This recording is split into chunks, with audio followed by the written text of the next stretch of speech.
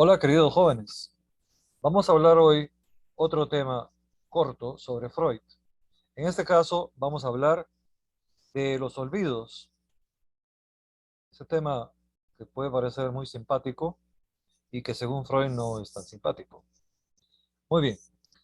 Los olvidos, según Freud, pueden ser clasificados de acuerdo a sus tipos, aunque parezcan en algunas cosas muy similares. La primera forma de clasificar los olvidos es olvidos de nombres propios. Se olvida el nombre de una persona, se olvida el nombre de alguien que es muy familiar o de alguien que nos ha presentado hace un momento, nos presentaron, conocimos hace unos días, se nos olvida el nombre de una persona, nombre propio. La segunda forma de olvido, según Freud, es el nombre de palabras extranjeras. Cuando se está aprendiendo un idioma, se pierde entonces la posibilidad de relacionar esa nueva palabra con el significado que en nuestro idioma nativo tiene esa nueva palabra. Entonces, pérdida, olvido de una palabra extranjera. La tercera forma es simplemente de nombres, o sea, de cualquier forma para denominar algo. Hemos perdido la propiedad de recordar el nombre de algo. Y la cuarta y última forma sería la de las series de palabras. Hay olvido de una serie consecutiva de palabras y con eso de su significado. Como se ve, quedamos en el terreno de lo muy verbal. Pues bien, dados estas primeras clasificaciones de olvido, entonces, ¿qué habría que decir? Habría que explicar cada una de ellas. De los nombres propios. Primero que todo, que ocurre en un tiempo. Es temporal. Ese olvido tiene un tiempo. Luego, es particular. Es con ese nombre propio. O sea, es de un nombre específico. Otros nos acordamos, pero ese nombre en particular lo hemos olvidado. Otro elemento importante es que es claro para la persona que está experimentando esa vivencia, es claro, es manifiesto lo que le está ocurriendo. Esta persona incluso lo puede llegar a sentir como algo urgente, patético, lleno de angustia. Hay una clara manifestación de olvido y un tácito o evidente, muy evidente, reconocimiento de la situación que se está viviendo. Hay una particularidad muy importante en el olvido de los nombres propios. Y es que por tratar de recordar, llegamos a la asociación con otros nombres. Digamos que la persona de la que hemos olvidado el nombre se llama María. Y nos vienen a la mente, por recordar cómo se llamaba María, nos viene a la mente el nombre de Elena, de Juan, de Ángela, de María Ángela, pero entendemos que no es ninguno de esos nombres que puede llamarse sustitutos, que han aparecido mientras estábamos recordando. Quiere decir que en el olvido de los nombres propios es manifiesto que hay una fuerza de sustitución. Por alguna razón, olvidamos el nombre que estábamos tratando de recordar, lo olvidamos y lo sustituimos con otros nombres. Si unimos, dice Freud, si unimos que la vida psíquica está compuesta de potencias energéticas que tienen una cierta economía, un cierto gasto y un cierto desplazamiento energético en el cuerpo, en la psique, y que ese desplazamiento y ese reconocimiento tienen que ver con el desarrollo orgánico corporal, pero también con el desarrollo psico, neurológico, sexual, quiere decir que la sustitución tiene que ser ubicada ahí. La sustitución y el olvido tienen que ser ubicadas en ese margen. Y surge una pregunta con esto. ¿Qué conexión hay entre el nombre olvidado y los nombres que están sirviendo de sustitución? ¿Qué conexión hay? Y si hay esa conexión, ¿por qué se originó el olvido? ¿Cuál es la raíz evidente, firme, que haya producido ese olvido y que también haya producido las conexiones accesorias? Podría ser que llegando a recordar, dice Freud, haciendo el esfuerzo de recordar, el paciente se acerque temáticamente a los motivos del olvido y a la justificación de algunas asociaciones. Puede ser que el paciente se acerque, se arrime al tema, al contenido que ha causado esta perturbación en el recuerdo. Podría ser también que el paciente se acerque tanto al tema, a los contenidos, a recordar cómo era el nombre, cuál era el nombre, qué imagen se asocia con ese nombre, que llega a sentir repugnancia con solo el intento de seguir recordando. Quiere decir entonces que si usamos ese principio de asociaciones, encontraríamos elementos de una manera rápida y que se justificarían también con la aparición de manifestaciones que el paciente va brindando y que podrían ser dignas de ser descritas y que el mismo paciente llegue a describirlas, a entender y a darles su simbólico significado. El paciente. El terapeuta nada más lo que hace es facilitar ese encuentro. Pero lo importante entonces es que la expresión de la asociación posible, de las conexiones entre el nombre olvidado y los nombres sustitutos, puede ser precisada por el mismo paciente. La otra forma de olvido es el olvido de las palabras extranjeras. Todas las palabras, dice Freud, tienen la posibilidad de ser olvidadas. Todas las palabras.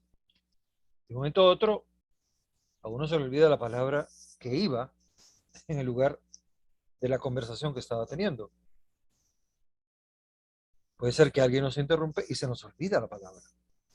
Eso es posible en todas las palabras. En toda palabra, por tanto, ley, hay una predisposición a ser olvidada. Es parte del trabajo del hombre.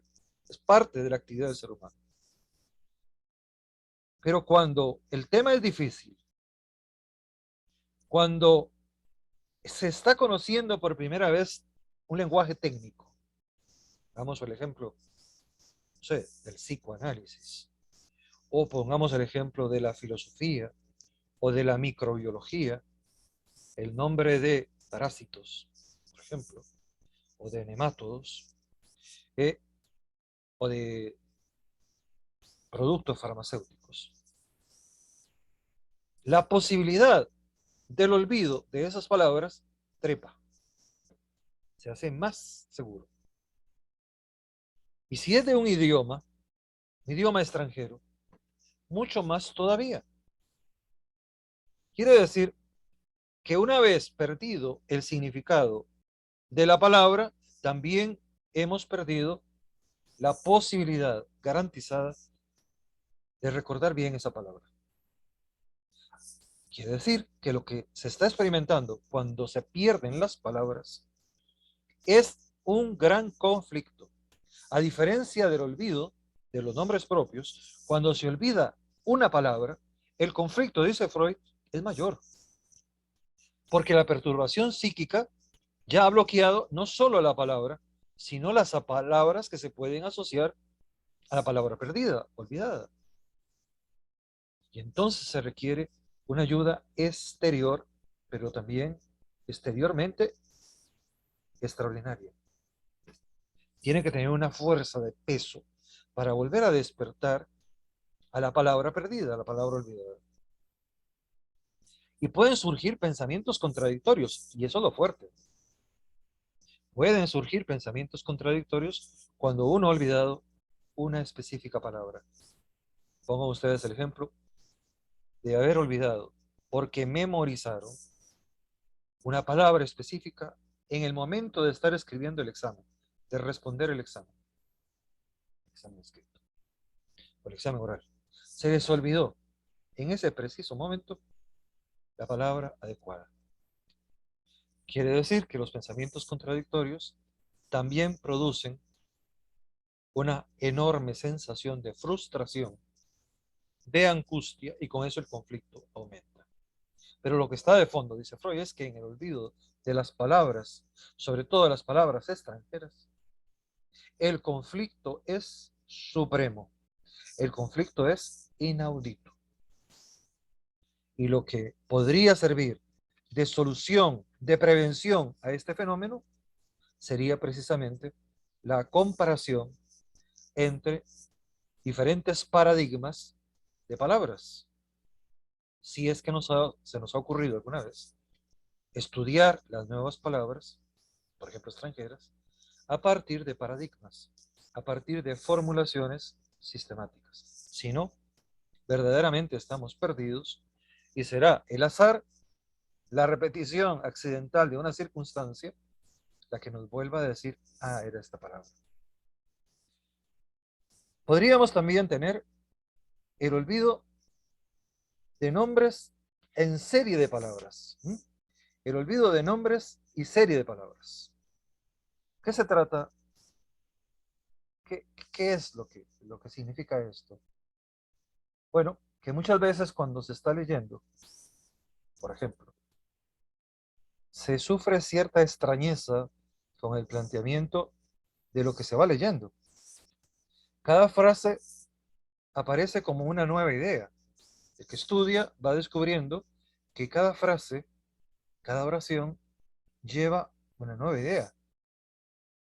Y eso le invita una y otra vez a preguntarse si esa idea, esas palabras, son claras o no.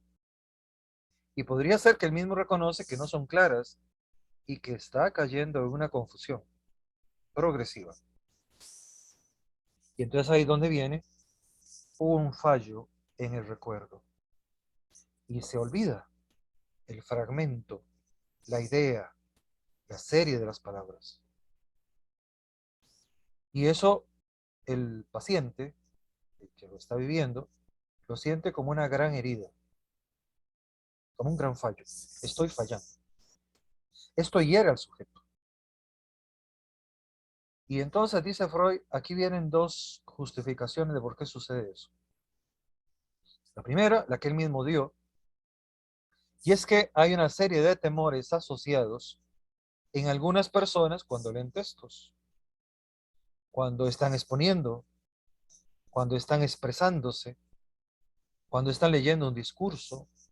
Hay una serie de temores, muchas veces justificados, otras veces injustificados, pero son temores asociados. Y eso produce un bloqueo. Hay otra forma, y esa Freud se la aceptó a Jung, Jung fue el que la sugirió, y es que en algunos casos las palabras que se están leyendo, las oraciones que se están leyendo, el paciente las percibe como dichas para él.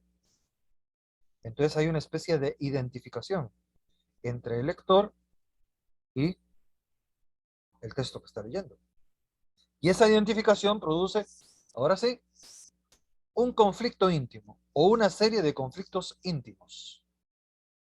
Y Freud entonces acepta esta teoría y llega a afirmar que el conjunto de nombres olvidados, la serie de palabras olvidadas, tiene un origen en que se trata de conflictos de nivel interior. Hay un complejo generalmente personal, psíquico, en todo esto, un alboroto de sentimientos, de afectos. Se siente una herida, esta herida produce un olvido, este olvido produce una especie de remordimiento por haber olvidado. Pero eso es lo que produjo el reconocimiento del fallo del olvido. Pero ¿cuál fue la causa? Y entonces Freud da una serie de posibles hipótesis para explicar esto.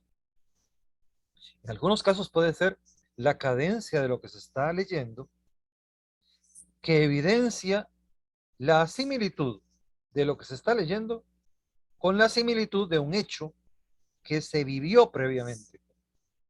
Por ejemplo, la cadencia del nombre, la cadencia del escrito, o sea, la forma en que suena, o la forma en que se describe algo, puede recordarnos, por ejemplo, un hecho traumático, una persona traumática,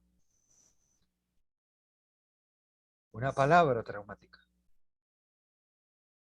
un acontecimiento, que puede ser, repito, una palabra.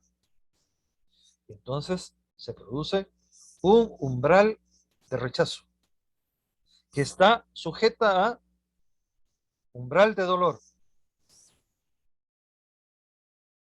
Y aparece probablemente una palabra sustituta o un síntoma sustituto que realmente lo que es una sublimación del rencor, de la pesadumbre, del temor que ese texto nos ha arrojado o que ese conjunto de palabras nos ha arrojado. No sabemos por qué hemos olvidado esas palabras y no sabemos tampoco cuál es la causa de que nosotros nos estemos enfrascando en un lío con ese texto, con esas oraciones, con esas palabras específicas. ¿Qué es lo que descubre Freud? Generalmente cuando pasan esas cosas, dice Freud, hay un rencor inconsciente. Se tiene rencor de ese texto, porque ese texto nos ha recordado una experiencia que no queríamos volver a recordar. Una experiencia que está asociada con haber sufrido temores. O sea, tenemos temor de tener otra vez el temor inicial. Y entonces a esto llegamos a descubrir que realmente el foco de este traumatismo generalizado está en la interioridad, en la intimidad, y que tiene grados. A veces es todo el texto, a veces es una frase del texto, a veces es una oración, a veces nada más es una palabra, pero que la explicación de cómo se originó esto está en el fondo, en la intimidad de cada persona. ¿Por qué esa palabra, esa frase, esa imagen que despierta esa serie de oraciones produce eso? ¿Por qué? Eso es lo enigmático. Pero que lo produce en algunas personas, eso es lo que se descubre. Y que despierta dolores. Y que esos dolores representan, en algún sentido, después rencores para sublimar, para darle un nuevo cauce a esa energía que nace del dolor y de la frustración, se compensa como un rencor. Odio este texto, odio a este profesor, odio esto que estoy leyendo. Quemo el libro, lo rompo, no lo leo, repruebo el examen. Hay algo dentro de la persona que motivó esa serie de olvidos. Luego dice Freud, siguiendo con estos casos, con esta serie de olvidar nombres y palabras, dice Freud, es interesante que muchos olvidos se dan en la noche y que se asocian, por ejemplo, con haber establecido un propósito. Durante el día teníamos un propósito, en la noche olvidamos ese propósito y olvidamos las palabras también. Y que eso sucede muchas veces sin ser notado. Otras veces, en la mañana, es notado. O cuando nos reclaman haber olvidado, si es una tarea, por ejemplo, escolar, nos asustamos y decimos, claro, se me olvidó, qué barbaridad. Lo que se revela, dice Freud con esto, es dos cosas. Que se ha producido el olvido asumiendo que no se puede recordar, que no se debe recordar o que no se pudo recordar. Pasan entonces varios niveles de olvido. Creo que no puedo recordar. No me acuerdo muy bien. O definitivamente no recuerdo. ¿Por qué? Luego es evidente en este tipo de olvidos que se ha olvidado porque no se quiere hacer conciencia del tema de las palabras olvidadas, de la serie de palabras olvidadas. No se quiere tener conciencia de eso. Y por tanto, lo que hago es olvidar o, en el mejor de los casos, recordar erróneamente. Y entonces Freud, recordando sus experiencias con su amigo el doctor Bauer, llega a decir, esta especie de olvido de palabras es muy grave, es muy llamativo y se puede estar asociando con gran probabilidad a otros procesos inconscientes y ser reflejo de una personalidad alterada que produce problemas o que manifiesta problemas de orden del aparato psíquico y probablemente también de orden del aparato orgánico del cuerpo. Quiere decir que estos olvidos podrían estar más bien asociados con personas que viven las neurosis histéricas, las neurosis clínicas histéricas, o sea, neurosis de origen endógeno corporal, que se manifiestan psicosomáticamente. Podría ser este último tipo de olvido de nombres y de expresiones largas una manifestación colateral de un problema psicoorgánico. Y ya a eso el psicoanálisis ya no tiene por qué abocarse. Otra forma de olvido es la de las impresiones y de los propósitos. Hay veces que las personas olvidan algo que les ha impresionado mucho. Les impresionó mucho, pero por alguna razón lo olvidaron. ¿Qué es lo que manifiesta eso? Dice Freud. Manifiesta que por más que hubo una impresión, también hubo una desavenencia con esa impresión, un disgusto con esa impresión. Si vimos caer a alguien resbalando por una escalera o resbalándose en una cáscara de plátano, nos reímos, pero lo olvidamos. ¿Por qué lo olvidamos? Porque hubo un rencor, una desaveniencia con esa impresión. Se puede sentir rencor, dicho de otra forma, se puede sentir una pulsión tanática de destrucción, de eliminación del recuerdo ante una impresión vivida. Y la elimino, no la quiero recordar. Mi inconsciente me prohíbe recordarlo. Se puede sentir una impresión, un propósito, por ejemplo, de recordar un nombre. Y sin embargo, en lugar de decir el nombre que realmente quiero decir, digo un nombre que no era el que quería decir. Pero eso revela dos cosas. O que efectivamente yo quería decir ese nombre, pero por alguna razón estoy bloqueado y no lo puedo decir. O que realmente quería decir el nombre que equivocadamente dije. Hay que estudiar la historia clínica de este paciente y preguntarle qué es para usted el nombre olvidado y qué es para usted el nombre dicho. ¿Qué es lo que realmente se está diciendo? Cuando se dice algo, realmente qué es lo que se está diciendo. O sea, en otras palabras, dice Freud, que hay que aprender a leer en las palabras dichas o olvidadas un deseo siempre contradictorio, con suerte. Un deseo que desplaza al propósito inicial y que se evidencia como un hecho consumado en un olvido. El hecho consumado es el olvido. El propósito es lo que quise decir, la intención que quise decir, pero que fue fallida.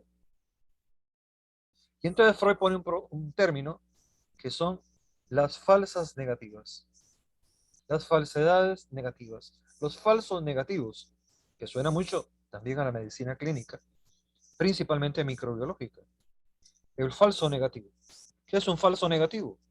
Cuando nos hemos equivocado falsamente, diciendo una cosa que no era, olvidando un término, pero realmente no es que hemos olvidado ese término, sino que el término que dijimos es el término que sí queríamos recordar y que sí nos daba satisfacción, y no el otro traumático que olvidamos. Entonces, cuando los novios están uno al lado del otro, ahí visitándose, y a él se le escapa el nombre de Luisa, siendo su novia Elena,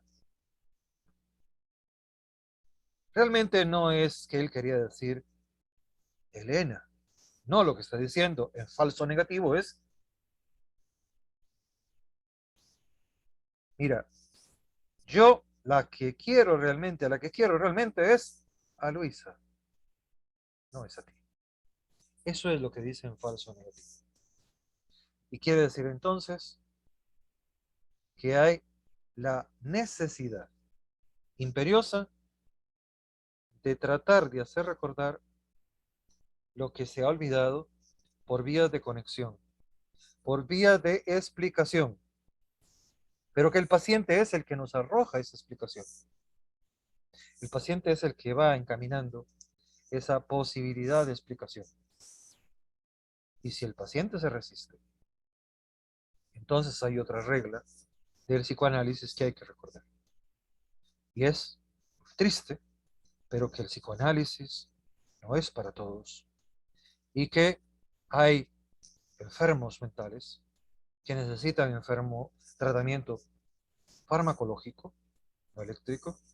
Y también que en algunos casos es mejor que el paciente siga con sus síntomas de olvido, por ejemplo, que se practique un psicoanálisis porque forma demasiadas resistencias. Quiere decir, porque el recuerdo que necesita superar es tan fuerte para él que prefiere seguir olvidando. Y eso sería en los casos, por ejemplo, de pacientes donde definitivamente el término olvidadizos es lo más adecuado. Pacientes que voluntariamente tratan de hacer el esfuerzo por recordar, pero que es tanto su temor de recordar lo olvidado que prefieren seguir siendo tenidos como personas olvidadizas. Bueno, muy bien. Esto era una especie de enfoque, de presentación de este tema que podría ser tan simpático, pero que al final para Freud era tan preocupante como es el tema de los olvidos en el pensamiento freudiano. Muchas gracias por su atención y los espero en otro video. Gracias.